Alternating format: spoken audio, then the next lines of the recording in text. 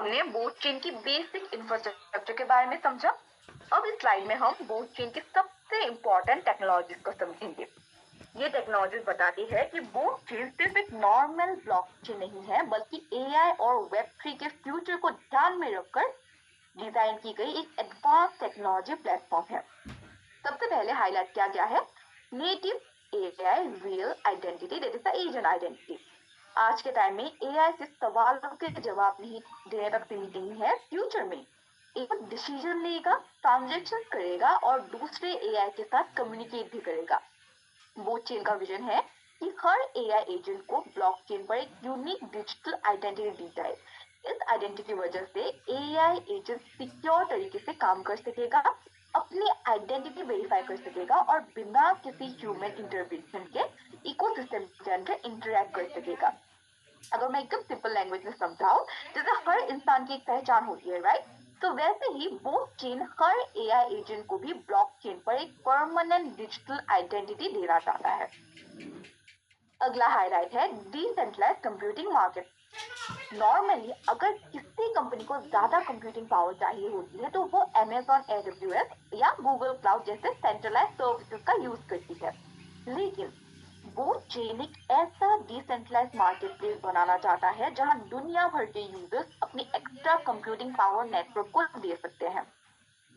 Network power को verify करेगा, manage करेगा और उसका यूज एआई और दूसरे एप्लीकेशन के लिए करेगा।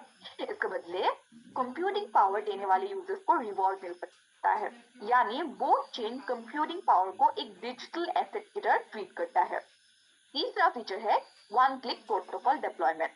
ब्लॉकचेन प्रोजेक्ट बनाना नॉर्मली बहुत डिफिकल्ट और टाइम कंज्यूमिंग होता है। डेवलपर्स को हर चीज शुरू से बिल्ड करनी पड़ती है। बोटचेन का ऑब्जेक्टिव है कि डेवलपर्स सिर्फ एक क्लिक में अपना प्रोटोकॉल लॉन्च कर सके। इससे डेवलपर्स फास्ट होगी, डेवलपमेंट कॉस्ट कम होगी और नए प्रोजेक्ट बहुत जल्दी इकोसिस्टम का हिस्सा बन सकेंगे। अगला quality dimensional on chain identity system. Botchain सिर्फ यूजर्स की आइडेंटिटी नहीं बनाता, इस सिस्टम में अलग अलग एंटिटीज की भी ब्लॉकचेन आइडेंटिटी जैसे users, AI agents, nodes, protocol, हर पार्टिसिपेंट की एक वेरीफाइड डिजिटल आइडेंटिटी होगी जिससे ट्रस्ट और ट्रांसपेरेंसी दोनों बढ़ेंगे। ये फ्यूचर की डिसेंट्रलाइज्ड इंटरनेट के लिए बहुत इंपॉर्टेंट कॉन्सेप्ट माना जा रहा है। ओके, स्लाइड के बीच में ये तीन कीवर्ड दिए गए हैं, that is the modular algorithm architecture, AI native capability and the computing power financialisation. तो पहले मॉड्यूलर आर्किटेक्चर का मतलब है कि पूरा सिस्टम अलग अलग मॉड्यूल्स में डिवाइड किया गया है। जैसे लेगो ब्लॉक्स को जोड़कर अलग अलग चीजें बनाई जा सकती है, वैसे ही डेवलपर्स एग्जिस्टिंग मॉड्यूल्स का यूज करके नए एप्लीकेशन बहुत जल्दी बना सकते हैं। इससे स्केलेबिलिटी और फ्लेक्सिबिलिटी दोनों इंप्रूव होती है। सेकंड, एआई नेटिव का मतलब है कि बोट चेन को ए के लिए बाद में मॉडिफाई नहीं किया गया, बल्कि शुरू से ही एआई को ध्यान में रखकर डिजाइन किया गया है। यानी फ्यूचर में एआई एप्लीकेशन को इस ब्लॉकचेन पर चलाना रिलेटिवली आसान हो सकता है। And the third is computing power financialisation. ये कंप्यूटिंग पावर सिर्फ टेक्निकल रिसोर्स होती है, लेकिन ब्लॉकचेन का विजन है कि कंप्यूटिंग पावर को भी फाइनेंशियल एसेट बना दिया जाए। यानी अगर किसी यूजर के पास कंप्यूटिंग पावर है तो वो उसे इकोसिस्टम में कंट्रीब्यूट करे और उस कंट्रीब्यूशन के बदले रिवॉर्ड अर्न कर सके। इस तरह कंप्यूटिंग पावर सिर्फ टेक्नोलॉजी नहीं बल्कि अर्निंग का एक सोर्स भी बन सकती है।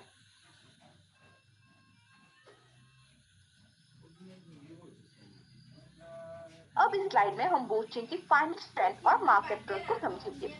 किसी भी ब्लॉकचेन प्रोजेक्ट का सिर्फ अच्छी टेक्नोलॉजी होना काफी नहीं होता, उस प्रोजेक्ट के पास स्ट्रॉन्ग फंडिंग, स्ट्रेटेजिक इन्वेस्टर्स और मार्केट भी होना चाहिए।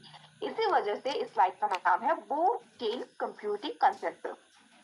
सबसे पहला पॉइंट है $15 million seed round investment. Seed round का मतलब होता है कि किसी भी प्रोजेक्ट की शुरुआत, जब कोई प्रोजेक्ट अपने इनिशियल स्टेज में होता है, तब कुछ बड़े इन्वेस्टर्स उस प्रोजेक्ट के फ्यूचर विजन को देखकर पैसे इन्वेस्ट करते हैं। इस इन्वेस्टमेंट का पर्पस होता है प्रोजेक्ट को डेवलप करना, टेक्नोलॉजी को इम्प्रूव करना और मार्केट में लॉन्च करना।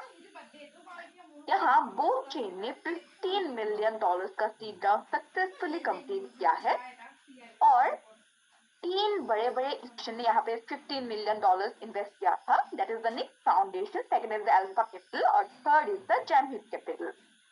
यहाँ इस प्रोजेक्ट को शुरुआती इनिशियल सपोर्ट मिल रहा है जो उसके लॉन्ग टर्म डेवलपमेंट में हेल्प कर सकता है. दूसरा पॉइंट है जो है $50 मिलियन कैपिटल इंजेक्शन. ये नॉर्मल फंडिंग से अलग होती है. स्ट्रेटेजिक कैपिटल का मतलब है ऐसी इन्वेस्टमेंट जो प्रोजेक्ट की लॉन्ग टर्म ग्रोथ और एक्सपांशन के लिए यूज की जाती है.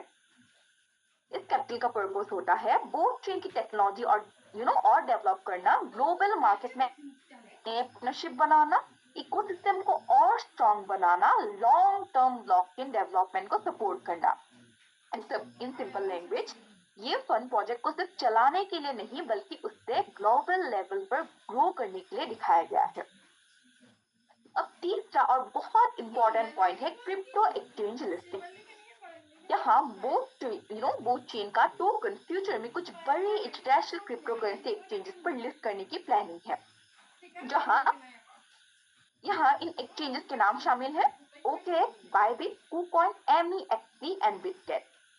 और ये लिस्टिंग सितंबर से शुरू होने की प्लानिंग की जा रही है. और इसका इम्पोर्टेंस क्या है? जब किसी क्रिप्टो करेंसी का टोकन बड़े एक्सचेंजेस पर लिस्ट होता है, दुनिया भर के यूजर्स उस टोकन को आसानी से बाय और सेल कर सकते हैं. टोकन की लिक्विडिटी इंप्रूव हो सकती है, प्रोजेक्ट की विजिबिलिटी और रीच बढ़ सकती है और नए इन्वेस्टर्स के लिए एक्सेस और इजी हो जाता है.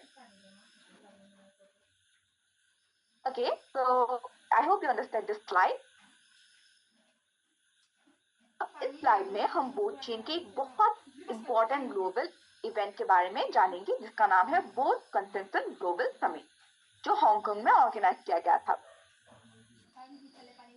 अब ब्लॉकचेन इंडस्ट्री में कंसेंसस समिट का इंटरनेशनल इवेंट होता है जहां अलग अलग कंट्रीज से blockchain expert, business leaders, investors और डेवलपर्स कम्युनिटी मेंबर्स एक साथ मिलते हैं. यहाँ जो ग्लोबल कंसेंसस समिट ऑर्गेनाइज किया गया था हांगकांग में, तो वो एक मेजर फाइनेंशियल और बिजनेस हब माना जाता है हांगकांग को. इसी वजह से बहुत सी इंटरनेशनल ब्लॉकचेन और फाइनटेक कंपनीज अपने बड़े इवेंट हांगकांग में ऑर्गेनाइज करती है. एंड बोथ चेन ने भी अपनी ग्लोबल इवेंट एक इंटरनेशनली रिकॉग्नाइज्ड बिजनेस सिटी में कंडक्ट किया जहां मोर देन 45 कंट्रीज और रीजन्स के रिप्रेजेंटेटिव ने पार्टिसिपेट किया था. 4000 से भी ज्यादा लोग फिजिकली अटेंड करने आए और 20 से भी अधिक टॉप टायर स्पीकर्स और स्पेशल गेस्ट मौजूद थे. जहां इस लाइव स्ट्रीम में जो ऑनलाइन किया गया था 200,000 प्लस से अधिक लोगों ने देखा.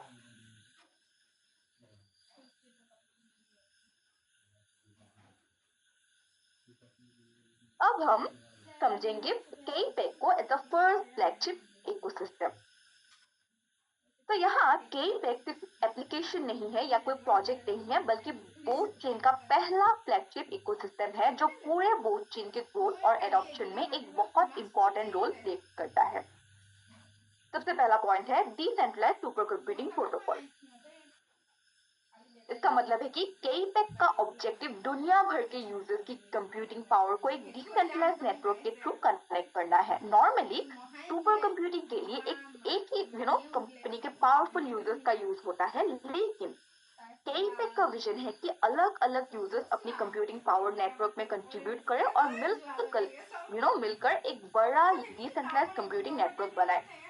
अगर मैं एक सिंपल लैंग्वेज में समझाऊं तो KPEG कंप्यूटिंग पावर को एक ग्लोबल नेटवर्क के रूप में ऑर्गेनाइज करना चाहता है. दूसरा पॉइंट है the first flagship ecosystem launch on both chain. Flagship ecosystem का मतलब होता है कि किसी भी ब्लॉकचेन का सबसे पहला और सबसे इम्पोर्टेंट प्रोजेक्ट. यहाँ KPEG बोथ चेन का पहला फ्लैगशिप इकोसिस्टम है. इसका पर्पस है कि सिर्फ एक प्रोजेक्ट बनाना नहीं है बल्कि बोथ चेन की टेक्नोलॉजी को रियल वर्ल्ड में यूज करना और दिखाना है कि बोथ चेन पर प्रैक्टिकल एप्लीकेशन भी बिल्ड की जा सकती है, यानी पूरे इकोसिस्टम के डेवलपमेंट की शुरुआत करता है. तीसरा पॉइंट है one of the ecosystem strongest traffic gateway, right. जैसे गूगल सर्च यूजर्स को गूगल के इकोसिस्टम में लेकर जाता है या प्ले स्टोर नए एप्स और यूजर्स को कनेक्ट करता है, वैसे ही यहाँ कई पैक बूथ चेन के लिए एक मेजर एंट्री पॉइंट है। जब नए यूजर्स कई पैक ज्वाइन करते हैं तो धीरे धीरे वो बोथ चेन के वॉलेट, स्टेकिंग, एक्सचेंज और दूसरी सर्विसेज का भी यूज करते हैं। इस तरह कई पैक पूरे बोथ चेन इकोसिस्टम की ग्रोथ में इंपॉर्टेंट रोल प्ले करता है।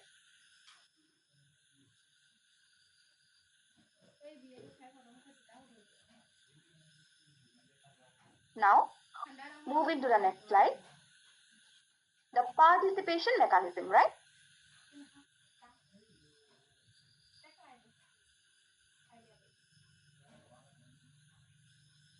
यहाँ कई पैक के पार्टिसिपेशन मैकेनिज्म के बारे में दिया गया है। तो अब हम कई पैक के सबसे इम्पोर्टेंट सेक्शन पर आते हैं। इस सिस्टम में 1 U को 1 हैश रेट यूनिट माना गया है और मिनिमम पार्टिसिपेशन 100 यूनिट से स्टार्ट होती है। That means personal daily output is equal to 16,800 kpec multiplied by personal hash rate divided by total network hash rate. इस फॉर्मूला का बहुत सिंपल मतलब है कि अगर पूरे नेटवर्क की टोटल हैश रेट 10 लाख है और आपके पास 1000 हैश रेट है तो आपको रोज मिलने वाला सीए इसी रेशियो के हिसाब से कैलकुलेट होगा। मतलब जितनी ज्यादा आपकी हैश रेट होगी और जितना कम टोटल नेटवर्क हैश रेट होगा उतना ज्यादा डेली रिवॉर्ड मिलेगा। यहाँ 16,800 kpec token with daily total daily mining reward है जो हैश रेट पार्टिसिपेंट्स के लिए एलोकेट किया गया है। दूसरा फॉर्मूला है 1 मल्टीप्लाई बाय k to 9-1। यहाँ k लगभग 1.01 माना गया है और n मीन्स लॉन्च के बाद कितने दिन हो चुके हैं। इसका मतलब है कि सिस्टम टाइम के साथ ग्रेजुअल ग्रोथ को सपोर्ट करता है और लॉन्ग टर्म पार्टिसिपेंट को एडवांटेज देने की कोशिश करता है। यहाँ ये भी बताया गया है कि पार्टिसिपेशन परमानेंट है और इस मॉडल में एग्जिट मैकेनिज्म मेंशन नहीं किया गया है। ऑल्सो आप अगर कॉइन सेल करना चाहते हैं यहाँ तो सेल करने पर 5% प्रीपेड चार्जेस लगती है। इसमें 1.8% बाईबैक के लिए यूज होता जाता है, मार्केट सपोर्ट के लिए, और 3.2% नोट हैश रेट कंपनसेशन के लिए यूज होता है। ये मैकेनिज्म इकोसिस्टम को कंटिन्यूअसली सपोर्ट करने के लिए डिजाइन किया गया है। और इस प्रोजेक्ट की एक अच्छी बात ये है कि रिवॉर्ड सिर्फ इन्वेस्टमेंट पर नहीं बल्कि नेटवर्क पार्टिसिपेशन और हैश रेट कंट्रीब्यूशन पर भी डिपेंड करता है। अब बात करते हैं स्टेकिंग रिवॉर्ड सिस्टम की। इस मॉडल में यूजर्स अपने सीए टोकन को स्टेक कर सकते हैं और उसके बदले डेली रिवॉर्ड्स अर्न कर सकते हैं। यहाँ डेली फ्लेक्सिबल रेट 0.2% से 0.4% तक बताया गया है। जितनी लंबी स्टेकिंग पीरियड होगी उतना हायर मल्टीप्लायर बनेगा। फॉर एग्जाम्पल अगर आपने अपना केपैक टोकन 30 डेज के लिए स्टेक किया है तो आपका जो मल्टीप्लायर बनेगा after 1 month that will be 1.3 और 90 डेज के बाद अगर आप लोग अपना लॉकिंग पीरियड अनलॉक कर रहे हैं then your flexible is going to be 1.6। 180 days के बाद वो 2 इंटू मल्टीप्लायर 2 टाइम्स ज्यादा बढ़ जाएगा और 360 डेज के बाद मतलब एक साल के बाद मल्टीप्लायर 1.25 टाइम्स इंक्रीज हो जाएगा। यानी अगर कोई यूजर्स अपने टोकन को सिर्फ 30 दिन मतलब 30 डेज तक स्टेक करते हैं तो उसका रिवॉर्ड नॉर्मल रिवॉर्ड से 1.3 टाइम्स कैलकुलेट होगा। लेकिन अगर वही यूजर 360 दिन तक स्टेक करता है तो उसका मल्टीप्लायर 2.5 टाइम्स बढ़ जाएगा। अब देखते हैं रिवॉर्ड पूल में फंड्स आते कहां से हैं। तो हियर 7,200 केपैक टोकन स्टेकिंग रिवॉर्ड पूल में ऐड होते हैं। सेल फी का जो फी चार्ज होता है 1.8% भी इसी पूल में जाता है। एक्टिव रिवॉर्ड्स को जो सरप्लस होता है वो भी इसी पूल में ऐड होता है। प्राइस स्टेबलाइजेशन के लिए रिकवर किए गए सीए भी इसी पूल में ट्रांसफर किए जाते हैं। ये multiple income sources reward pool को स्ट्रॉन्ग बनाने की कोशिश करते हैं।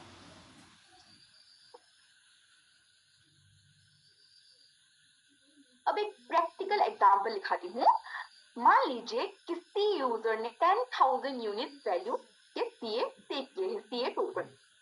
तो यहाँ कुछ एजम्पशन दी गई है। CA price you can expect is at 30 units, okay? And daily average yield is 0.3%. So your daily price growth is going to be 0.3%.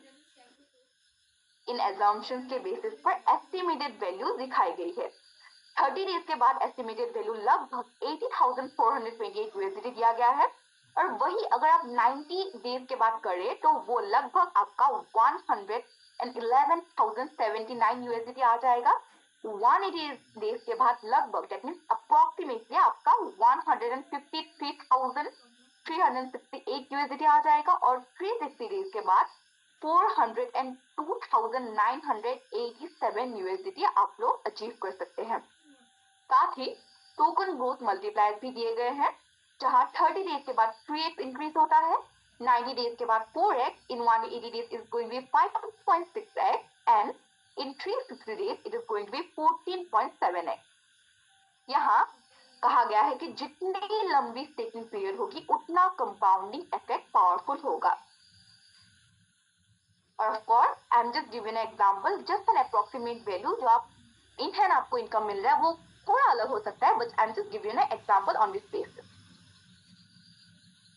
अब हम एक्टिव रिवॉर्ड सिस्टम देखते हैं। इसके लिए हर दिन 14,000 CA टोकन एलोकेट किए गए हैं। ये 3 मेजर कैटेगरीज में डिस्ट्रीब्यूट होते हैं। The first one would be the hash rate output.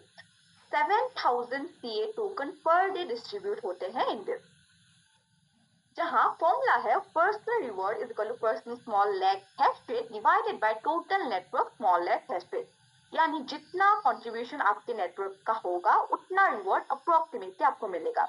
Also यहाँ पे VIP रिवॉर्ड मेंशन किया गया है, जहां VIP लेवल V1 से V10 तक दिए गए हैं, वेयर रिवॉर्ड परसेंटेज आपका इंक्रीज होते जाएगा जिस तरह आप लोग अपना रैंक अचीव कर सकते हैं। फॉर एग्जाम्पल V1 में आपका 6% आएगा reward, and in V2 it is going to be 10%, in V3 it will be 13%, in V4 16%, in V5 19%, और V10 तक आपको 30% रिवॉर्ड पूल मिलेंगे इन द रिवॉर्ड पूल। तो here V7 से V10 का यूजर्स एक्स्ट्रा 3% रिवॉर्ड भी मिल सकता है। And of course, to achieve this rank you have to fulfill some criteria. For example, अगर आप V1 रैंक अचीव करना चाहते हैं तो आपको वीकर लेग में 10,000 यूनिट अचीव करना पड़ेगा, और अपने पर्सनल इन्वेस्टमेंट में 500 यूनिट आपको इन्वेस्ट करना पड़ेगा। Same goes to V3, 1,000 unit आपको इन्वेस्ट करना पड़ेगा अपने पर्सनल आईडी पे, और वीकर लेग आपका 2,000 बनेगा। मतलब V1 में आपका 10,000 था और V2 में 20,000, राइट? तो इन टोटल ये 30,000 हो गया। तो इन V2 आपका वीकर लेग परफॉर्मेंस 30,000 होना पड़ेगा। And same goes to V3 to V10। और अगर आप लोग अपना क्राइटेरिया से फुलफिल करते जा रहे हैं, then our income is going to be in V1 approximately 80 to 90,000. In V2 you are going to achieve 1.5 lakh to 2 lakh rupees.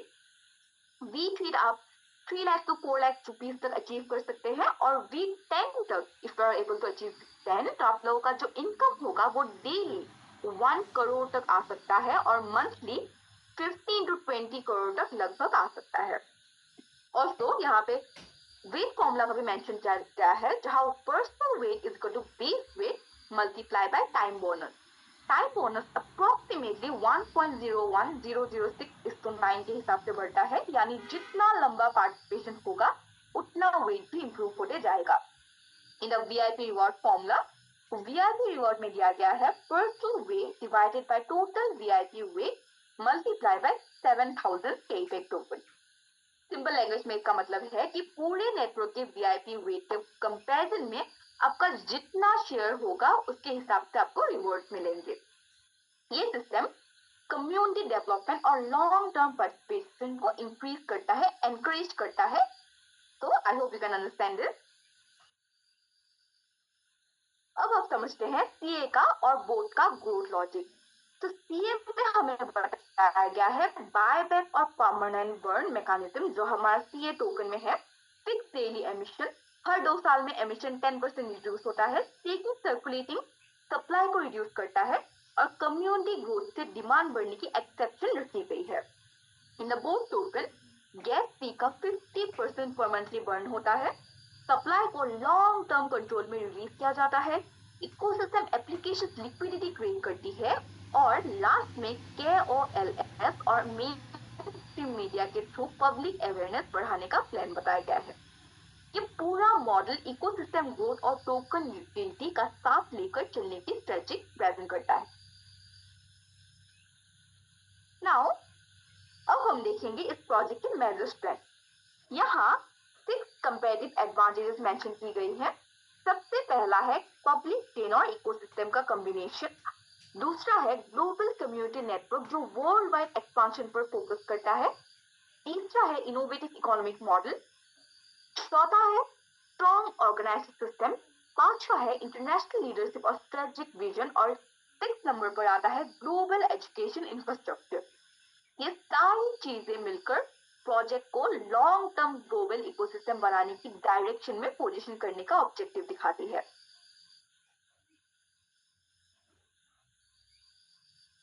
और लास्ट में हमारे प्रोजेक्ट का एक प्लाविन मॉडल पर बेस बताया गया है, जहां सबसे पहले पब्लिक चेन इकोसिस्टम को सपोर्ट करती है।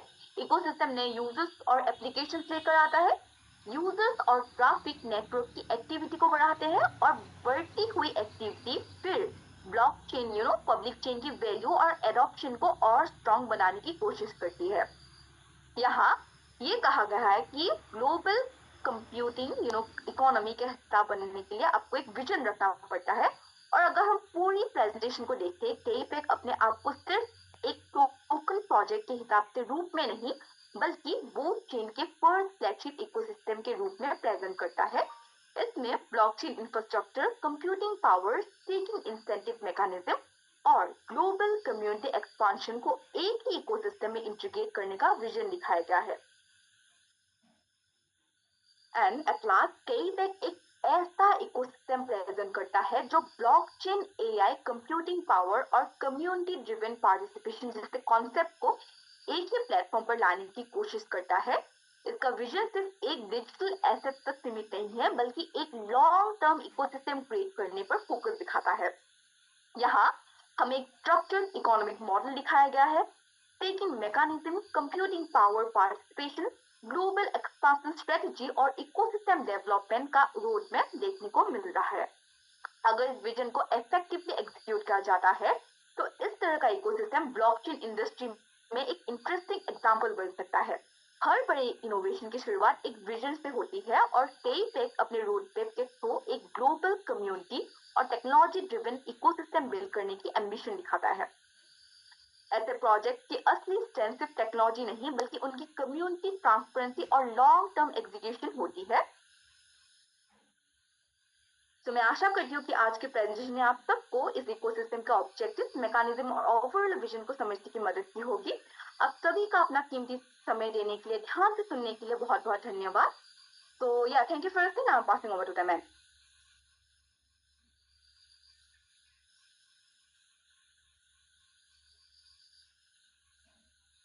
बहुत बहुत ধন্যবাদ জানবী মেম। ইমান ধুনীয়াকৈ হিন্দীত আপুনি প্ৰেজেণ্টেশ্যন দিছে, ইমান ধুনীয়াকৈ বুজাই দিছে, তাৰ বাবে বহুত বহুত ধন্যবাদ। আৰু যিসকল ব্যক্তি বৰ্তমান উপস্থিত আছিলে তেওঁলোকে নিশ্চয় বুজি পাইছে। আৰু যদি ক'ৰবাত কিবা অসুবিধা হৈছে বুজিব তেনেহ'লে লিডাৰসকল আছে, তেওঁলোকৰ লগত আপোনালোকে কণ্টেক্ট কৰিব, সুধিব, তেওঁলোকে নিশ্চয় বুজাই দিব। আৰু আজি আমাৰ জুম মিটিংখন ইমানতে সামৰণি মাৰিছোঁ। ধন্যবাদ, শুভৰাত্ৰি।